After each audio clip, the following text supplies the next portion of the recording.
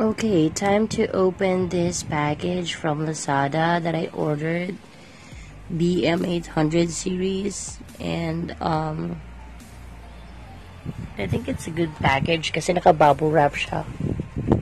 Yes, so let's take a sneak peek inside. Sorry guys if medyo may part na girl yung boses ko kasi I was sick a few days ago. I'm still recovering and masakit talaga siya sa lalamunan. Okay, let's see if it has the complete package. Bubble wrap, so wala naman damage yung box, and I'm hoping na walang damage din yung items na nasa loob. How do I open this? Ayan. Okay, so tada! I think it's complete naman. Ayan. Oh my gosh, this is so beautiful. I love the color. BM-800, yes, it's gold. Metallic gold finish. I love it. Oh my goodness.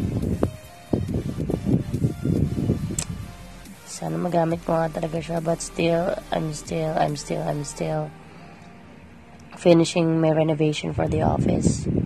So, unboxing muna tayo.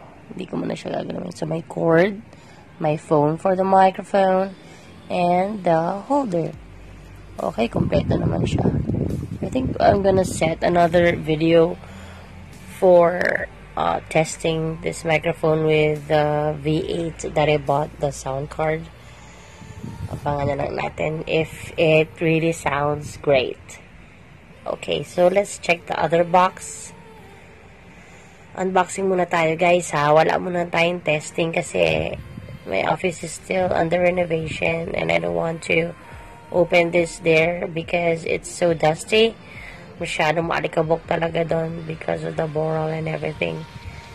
So we will do another video testing the microphone and the sound recorder.